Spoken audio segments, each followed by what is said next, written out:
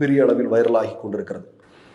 RSS தொடர்ந்து சில விஷயங்களை இங்கே இந்தியாவில் செஞ்சுட்டு இருக்காங்க. உங்களுக்கு நல்லா தெரியும். இப்போ உணவினுடைய பேரில், உடையினுடைய பேரில், இருப்பிடத்தை இல்லாமல் செய்யக்கூடிய இப்படிப்பட்ட பல்வேறு நெருக்கடிகளை இங்கு இருக்கக்கூடிய முஸ்லீம்களுக்கு ஆர்எஸ்எஸ் தொடர்ந்து செய்து கொண்டிருக்கிறது என்பது நமக்கு எல்லாருக்கும் தெரியும்.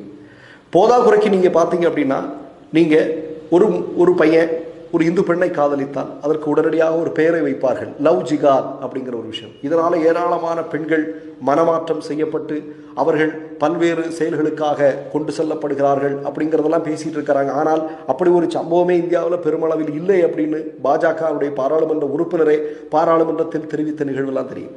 ஆனால் இதெல்லாம் உண்மை அப்படின்னு மக்கள் மத்தியில் கொண்டு போய் சேர்க்கறதுக்கு படம் பண்ணுவானுங்க இல்லையா? சினிமா பண்ணுறது, பல்வேறு ஊடகங்களை பயன்படுத்துவது. ஏன்னா ஆர்எஸ்எஸ்னுடைய வேலையை இந்த கலாச்சாரம் இந்த மாதிரி இடங்களில் வேலை செய்கிறதா ஆர்எஸ்எஸ்னுடைய வேலை. அப்போ அதை தொடர்ந்து செய்து கொண்டிருக்கிறார்கள். ஆனால் மறுபுறம் என்ன நடந்துட்டு இருக்கு? அதெல்லாம் உண்மை இல்லை, அப்படி இல்லை அப்படிங்கிறதான். இப்போ இந்த மனிதர் எதற்காக இஸ்லாத்தை அவர் தழுவி இருக்கிறார் அப்படின்னு சொல்றதுக்கு அவர் சொல்லக்கூடிய காரணம் என்ன? நான் இருந்த மதத்தில் எனக்கு சுயமரியாதை இல்லை, அங்கே சமத்துவம் இல்லை, அங்கே சகோதரத்துவம் எதுவுமே இல்லை, அதனால நான் இஸ்லாத்தை தழுவினேன் அப்படின்னு அவர் சொல்றாரு இல்லையா? அப்படித்தானே சொல்றாரு. இப்போ உங்களுக்கெல்லாம் நல்லா ஞாபகம் இருக்கும், ஆர்எஸ்எஸ் காரன் தொடர்ந்து சொல்லக்கூடிய விஷயம் என்ன? அதாவது வாழ்முனையில தான் இவர்கள் மதமாற்றத்தை செய்தார்கள், அதிகாரத்தின் மூலமாகத்தான் மதமாற்றத்தை செய்தார்கள் அப்படின்னா நமக்கு ஒரு சின்ன சிம்பிளான ஒரு